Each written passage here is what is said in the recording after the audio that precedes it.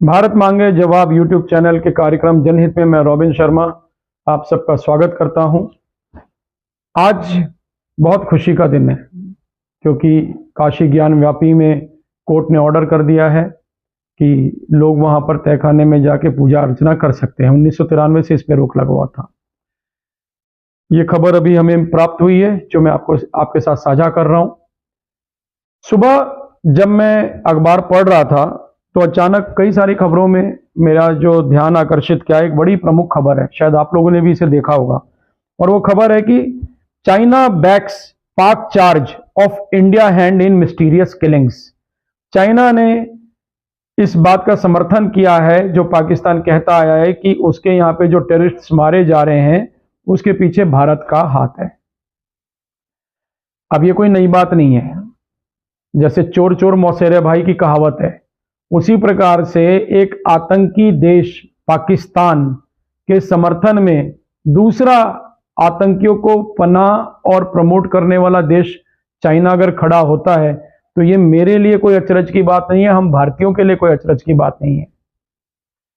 और देखिए मजे की बात कि ये वो देश है चाइना जिसके वजह से कोविड का वायरस पूरे विश्व में फैला। इन्होंने ही उसको फैलाया था जिसकी वजह से लाखों करोड़ों लोग मारे गए, कई विश्व के देश जो है कई देश बर्बाद हो गए। और चाइना बड़ी ही बेशर्मी से आज पाकिस्तान को डिफेंड कर रहा है हिंदुस्तान के खिलाफ, उस हिंदुस्तान के खिलाफ जिसके खिलाफ लगातार पाकिस्तान की जो आईएसआई है वो बहुत सारे टेरर अटैक्स करती है। हमारे देश के अंदर आके संसद पे हमला हुआ, हमारे यहाँ से जो एयरप्लेन है वो हाईजैक करके ये लोग पाकिस्तान लेके चले जाते हैं। बहुत सारे लोगों की हत्या त्योहारों पे होती है, बॉम्ब ब्लास्ट किए जाते हैं, कितनी सारी घटनाएं, मंदिरों के अंदर में आतंकी हमले हुए, अक्षरधाम का हमला कोई भूल नहीं सकता। उस पाकिस्तान के समर्थन में चाइना खड़ा है। अब जिनके लिए पाकिस्तान को भी पीड़ा हो रही है और चाइना को भी हो रही है, वो लोग कौन है? क्या वो धर्मात्मा है? क्या वो लोग ऐसे हैं जिनके मारे जाने से मानवता का बहुत बड़ा नुकसान हुआ? क्या वो ऐसे लोग हैं जिन्होंने कोई बहुत ही अच्छे काम कर रखे थे? नहीं साहब, वो सारे के सारे वो आतंकवादी थे जिन्होंने भारत की भूमि पे आके अपने नापाक इरादों को पूरा किया और वापस पाकिस्तान चले गए। हमारे देश के जवान मारे गए, पुलिस के जवान मारे गए उन लोग की वजह से, बहुत सारे सिविलियंस, इनोसेंट सिविलियंस मारे गए। उन आतंकवादियों के मरने का मातम जब पाकिस्तान में मनता है तो मुझे खुशी होती है, मुझ जैसे हिंदुस्तानियों को खुशी होती है कि जो दर्द, जो जख्म पाकिस्तान की आईएसआई ने हमें दिया था, आज उस दर्द को वो भी महसूस कर रहे हैं। हमारे लिए बड़ी खुशी की बात है। आप ऐसे ही मातम मनाते रहिए, मैं दुआ करूंगा। अब जिन लोगों के मरने का मातम आप मना रहे हैं, जरा उनके बारे में भी मैं बता देता हूं। उससे पहले मैं आपको एक संडे गार्डियन की न्यूज दिखाना चाहूंगा। ये न्यूज है, इसका हेडलाइंस है कि Pakistan based terrorist running scared go into hiding. तो जो पाकिस्तान में जो आतंकवादी हैं वो घबराए हुए हैं और वो छुप गए हैं, वो अंडरग्राउंड हो गए हैं। बिल में जैसे चूहा छुप जाता है, ऐसे ही ये जो चूहे हैं वो छुप गए हैं पाकिस्तान के बिल में। क्यों? क्योंकि उनको अपनी मौत का डर है। उनको डर है कि कोई अननोन मैन है, एक ऐसा आदमी जिसको किसी ने देखा नहीं, जिसके बारे में कोई कुछ नहीं जानता, वो उनको मार ना दे। कमाल है, हम तो सुनते थे आतंकवादी बड़े दिलेर होते हैं, ठीक है, जब दूसरे मुल्क में जाके तुम मारने की हिम्मत रखते हो तो अपने घर में खुले में घूमने से डर रहे हैं। ये तो बड़ी अच्छी बात है भाई। अब इसमें इस संडे गार्डियन की जो न्यूज है इसमें बड़ी प्रमुखता से कुछ बातें लिखी गई हैं। संडे गार्डियन के जो ये पत्रकार हैं वो लिख रहे हैं कि उन्होंने काफी प्रयास किया ये पता लगाने का कि क्या पाकिस्तान के पास में कोई ऐसा पुख्ता सबूत है, कोई भी ऐसा कुछ सबूत है जिससे पता चले कि ये अननोन मैन कौन है, कौन मार रहा है। उनके पास कोई जवाब नहीं आया। फिर इन्होंने कुछ और सोर्सेस से जब पता करना चाहा तो इनको ये पता चला, और वो भी सोर्सेस कौन है, जो लश्कर तोयबा और तमाम जो इस तरह के जो टेरर ऑर्गेनाइजेशंस है, हिजबुल मुजाहिदीन वगैरह, उनके वो लोग मेंबर्स रहे हैं। उनसे जब पता करना चाहा तो उन्होंने बोला कि भाई हमको ये लगता है जितने भी जो आतंकी हैं वो लोग आपस में प्राइवेटली जब बात करते हैं व्हाट्सएप पे या और चीजों पे, तो उन लोगों ने साफ तौर पे कहा कि भाई इसके पीछे R&AW यानी कि रॉ है, रिसर्च एंड एनालिसिस विंग, जो भारत की इंटेलिजेंस की जो संस्था है उनके लोग हैं। लेकिन किसी के पास में कोई सबूत नहीं है, कुछ नहीं है, केवल इनका ये कयास है। अब देखिए इस तरह की चीजें हो रही हैं, कई आतंकवादी मारे जा रहे हैं। इस बीच में पाकिस्तान एलिगेशंस लगाना शुरू करता है बिना सबूत के, निराधार होके, और चाइना उनको बैकअप कर रहा है। इसके पीछे आप थोड़ा सा जब ये देखेंगे कि इनकी इतनी हिम्मत क्यों हुई, आपको ध्यान होगा कनाडा में निज्जर मारा गया, खालिस्तानी आतंकवादी निज्जर की हत्या होती है, सड़क पे दौड़ा के मार दिया जाता है। उस निज्जर के मामले में जो वहां के ट्रूडो सरकार है उसने भारत को घेरने का प्रयास किया, और उसमें उनकी जो मदद की वो की अमेरिका ने। अमेरिका इस बात को कह रहा है कि निज्जर की किलिंग्स में रॉ के लोग हैं, भारत की एजेंसी इन्वॉल्व है। अमेरिका कह रहा है कि उनके देश का एक नागरिक है पन्नू, खालिस्तानी आतंकवादी है, वो तो हम सब जानते, सारी दुनिया जानती है, और वो अमेरिका में बैठे बैठे भारत के खिलाफ में कितना जहर उगलता है वो भी सब लोगों ने देखा है। वो तो राम मंदिर पर भी हमले की बात कर रहा था। वो व्यक्ति जो उनका नेशनल है उसको मारने का प्रयास किया जा रहा है भारतीय एजेंसीज के द्वारा, भारतीय एजेंसी के जो लोग हैं उनके द्वारा वो मारा जाएगा, तो उसको प्रोटेक्ट करने की बात अमेरिका कर रहा है। कहता भाई ये हमारा नागरिक है, इसे नहीं मार सकते। लेकिन अमेरिका ने कभी ये सोचा कि जब उसके यहाँ पे बॉम्बिंग्स हुई तो वो एबटाबाद में घुस के उसने ओसामा बिन लादेन को क्यों मारा? वो दूसरे के देश में घुस के मार सकता है, वो कुछ भी कर सकता है। सीरिया में उसके फोर्सेस ने ISIS के बगदादी को घेर लिया, उसको मारने के लिए ये लोग कुछ भी कर सकते हैं आतंकवादियों को, जिससे उनका इंटरेस्ट प्रोटेक्ट हो। तो भारत अपने इंटरेस्ट को क्यों नहीं प्रोटेक्ट कर सकता? और सबसे बड़ी बात है कि इन सारे किलिंग्स के पीछे अमेरिका की जो इंटेलिजेंस एजेंसी है और दूसरे जो वर्ल्ड की जो एजेंसीज हैं वो आज तक इस बात को नहीं बता पाए कि इन किलिंग्स के पीछे है कौन, और इंडियन गवर्नमेंट है या इंडियन एस्टेब्लिशमेंट है या इंडिया की जो इंटेलिजेंस एजेंसी है वो कैसे डायरेक्टली या इनडायरेक्टली इसके अंदर में इन्वॉल्व है, कोई नहीं बता पा रहा। लेकिन खैर ये तो एक अलग बात है। अब मैं आपको बताना चाहूंगा कि कौन कौन से आतंकवादी मारे गए अननोन मैन के थ्रू। लश्कर तोयबा का आतंकी हंसला अदनान, जो कि उधमपुर में 2015 में, आपको ध्यान होगा कि BSF के कॉन्वॉय पे हमला हुआ था, और उसके लिए जो मास्टरमाइंड था वो हंसला अदनान लश्कर तोयबा का आतंकी था, जो पाकिस्तान के कराची में मारा गया अननोन मैन के थ्रू। फिर 1 अक्टूबर को मुफ्ती कैसर फारूक मारा जाता है, जो लश्कर तोयबा का जो सरगना है हाफिज सईद, उसका सबसे क्लोज एसोसिएट है, और 26/11 के जो अटैक्स थे उसमें वो हाफिज सईद के साथ में बहुत ही क्लोजली इन्वॉल्व था, वो मारा गया। और उसकी हत्या वैसी ही होती है जैसे मौलाना जियाउर रहमान का होता है, जो दूसरा लश्कर का आतंकी था।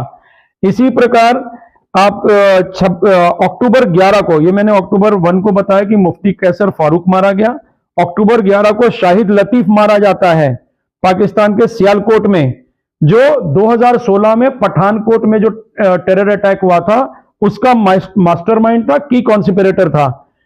इसी प्रकार से पाकिस्तान की जेल में भुट्टावी की मौत होती है, जिसको अथॉरिटीज बोलते हैं कि कार्डियक अरेस्ट है। अब कार्डियक अरेस्ट है कि इनकी जेल में घुस के किसी अननोन ने मारा, यह अभी तक साबित नहीं हुआ। पाकिस्तान के लाहौर में खालिस्तानी टेररिस्ट परमजीत सिंह पंजवार को 2 अनआइडेंटिफाइड गनमैन गोली मार देते हैं मई 2023 में। पंजवार खालिस्तान कमांडो फोर्स का अध्यक्ष था, और वो भारत के अंदर में ड्रग्स और वेपन स्मगलिंग की इस तरह की एक्टिविटीज में इन्वॉल्व था, और भारत के अंदर में खालिस्तान मूवमेंट को रिवाइव करने का पूरी उसकी कोशिश चल रही थी ISI के इशारे पे। इसके लिए उसने बहुत भारी संख्या में लोगों को रिक्रूट करना भी आरंभ कर दिया था। और सबसे बड़ी जो बात है, 1 मार्च को 2023 में मिस्त्री जहूर इब्राहिम वो मारा जाता है कराची में। ये इंडियन एयरलाइंस की जो फ्लाइट थी IC 814, आप लोग को ध्यान होगा कि काठमांडू से न्यू दिल्ली के लिए आई थी और उसको ये लोग हाईजैक करके ले गए थे 24 दिसंबर 1999 को, जिसमें एक भारतीय जो थे वो उनको हत्या कर दी गई थी रूपन कट्याल की। उसमें ये व्यक्ति जो है मिस्त्री जहूर इब्राहिम वो इन्वॉल्व था, वो मारा जाता है। इसी प्रकार जैश ए मोहम्मद का टॉप लीडर और मास्टरमाइंड IC 814 का यूसुफ अजहर वो मारा गया। ये बालाकोट कैंप में भी जब हमला हुआ था 2019 में, तो ये उसमें इन्वॉल्व था और इसकी डायरेक्टली जो कई चीजों में इसकी इन्वॉल्वमेंट आती है वो पठानकोट, उरी और पुलवामा में डायरेक्टली या इनडायरेक्टली ये आदमी उसमें भी ये आतंकी पाया जाता है।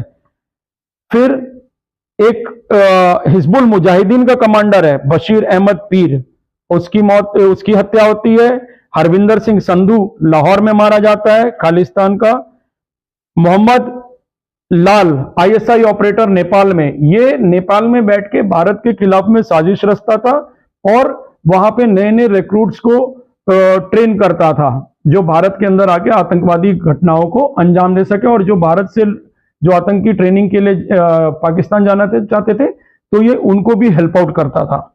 इसी तरह यूनाइटेड किंगडम में रिपुदमन सिंह मलिक जो 1985 एयर इंडिया बॉम्बिंग में शामिल था वो मारा जाता है।